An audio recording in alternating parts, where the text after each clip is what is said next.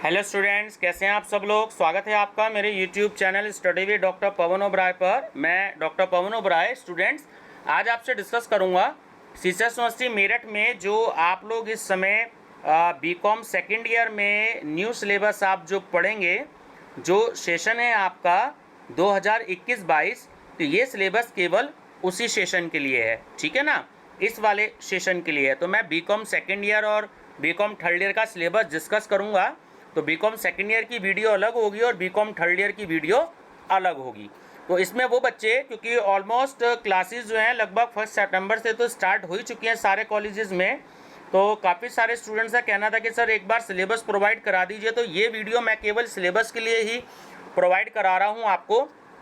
तो आप देख लीजिएगा कि आप क्या क्या सब्जेक्ट्स इसमें स्टडी करेंगे और उसका जो सिलेबस है वो क्या है। तो ये स्टूडेंट्स मेरा जो सिलेबस ऐड होगा, तो ये आपका सिलेबस जो बीकॉम सेकेंड, आप एक काम करिएगा, CCS university examination date sheet देखिएगा, तो उसमें जो है ये वाला सिलेबस आपको ऐड हुआ हुआ मिलेगा, बीकॉम सेकेंड ईयर का भी और बीकॉम थर्ड ईयर का भी।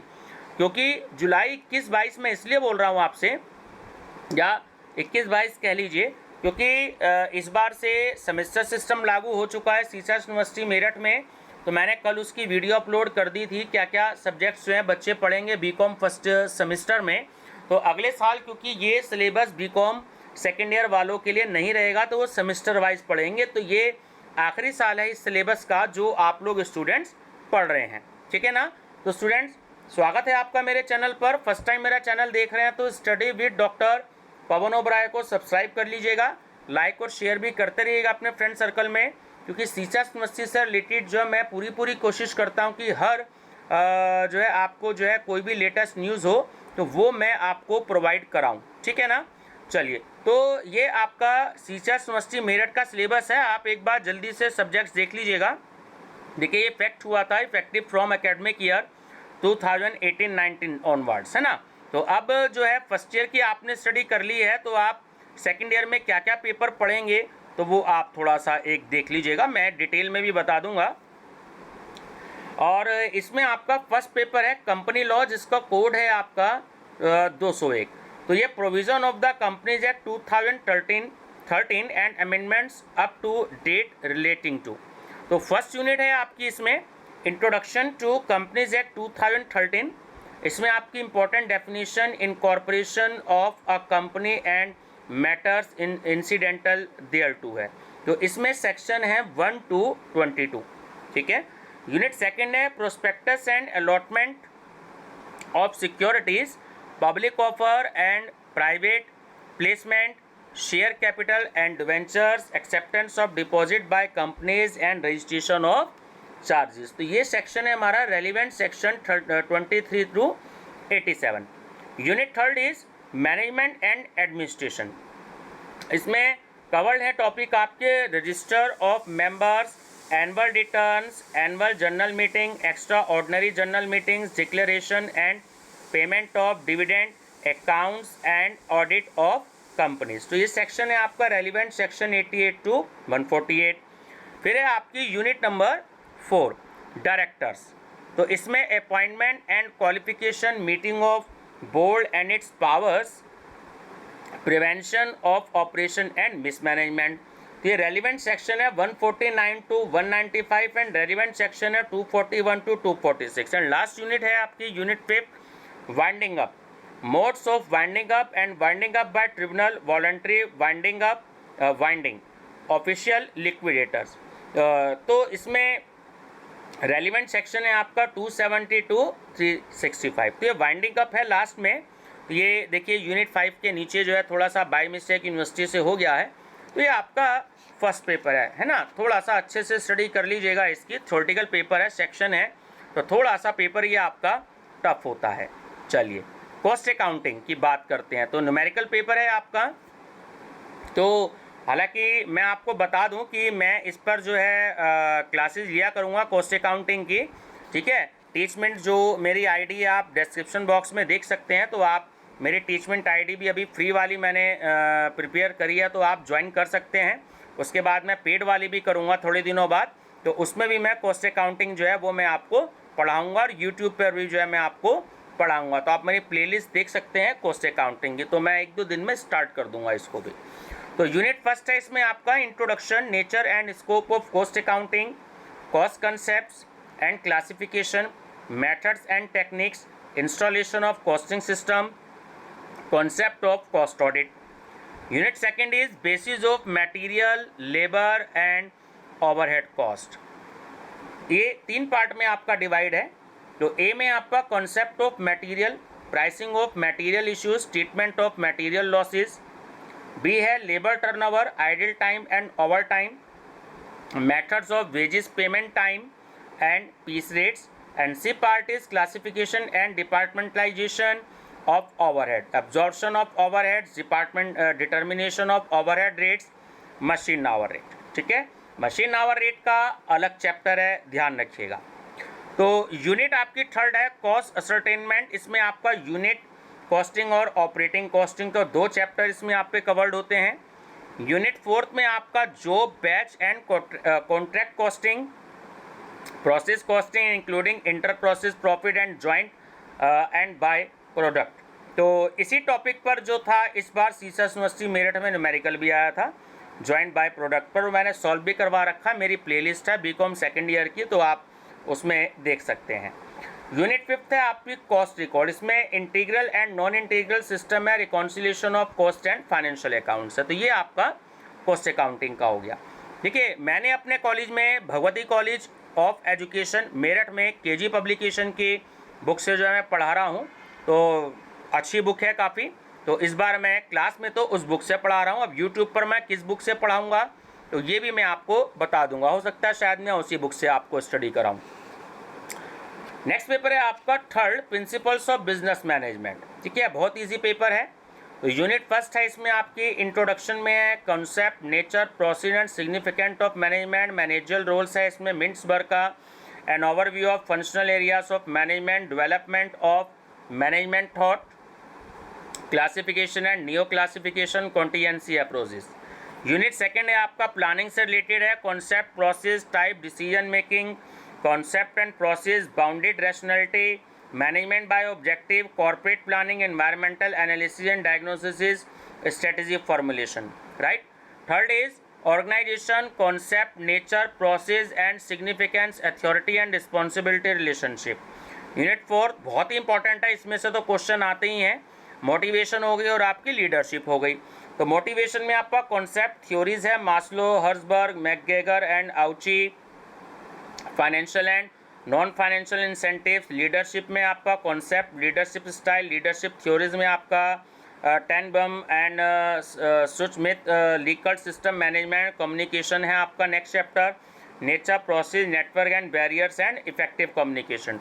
और लास्ट यूनिट है इसमें आपका मैनेजरियल कंट्रोल। तो कंट्रोल का ये आपका पूरा कंप्लीट चैप्टर है कि concept and process, effective control system, techniques of control, traditional and modern. तो ये आपका प्रिंसिपल्स ऑफ बिजनेस मैनेजमेंट का है। ठीक है, चलिए बात करते हैं जो काफ़ी टफ पेपर इसमें माना जाता है, हालांकि बहुत इंटरेस्टिंग पेपर होता है ये आपका इनकम टैक्स का। तो सबसे ज़्यादा स्टूडेंट्स जो हैं इसी में थोड़ा सा घबराते हैं इनकम टैक्स के पेपर में, और सबसे ज़्यादा बैक भी बच्चों की इसी पेपर में आती है, फर्स्ट नंबर पे इसमें और सेकंड में कॉस्ट अकाउंटिंग में, है ना।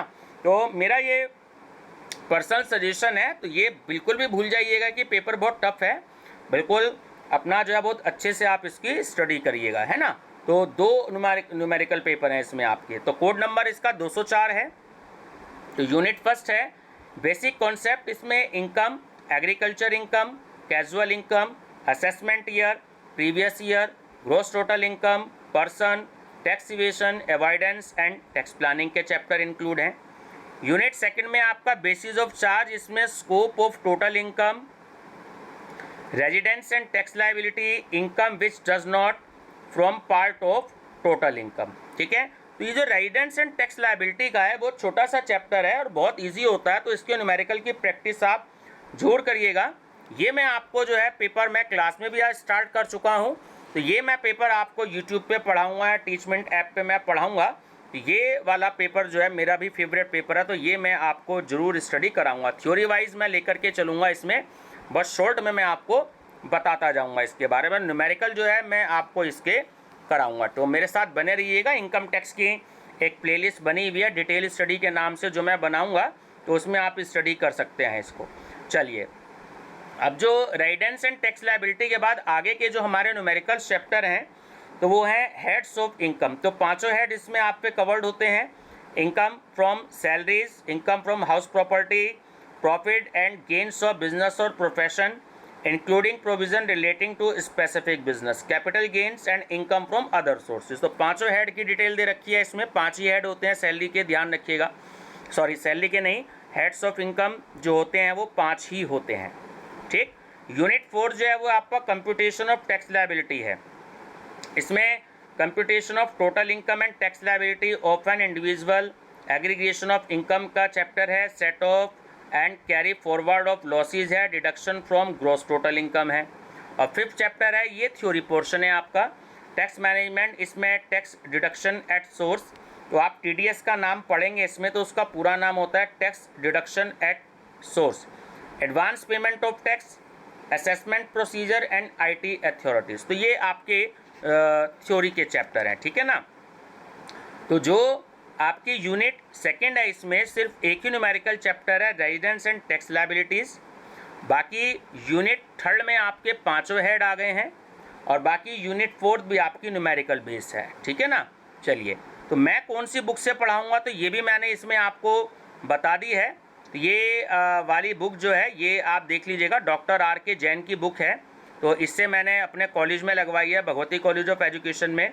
काफ़ी अच्छी बुक है, और मैं पिछले 6-7 साल से इसी बुक से पढ़ा रहा हूँ। तो मैं आपको जो यूट्यूब पे भी या टीचमेंट पर भी पढ़ाऊँगा, तो इसी बुक से पढ़ाऊँगा। इनकम टैक्स है बाय डॉक्टर RK जैन, ठीक है ना। बहुत ईजी लैंग्वेज में लिखी हुई है, और बहुत ज़्यादा एक्स्ट्रा न्यूमेरिकल भी नहीं है।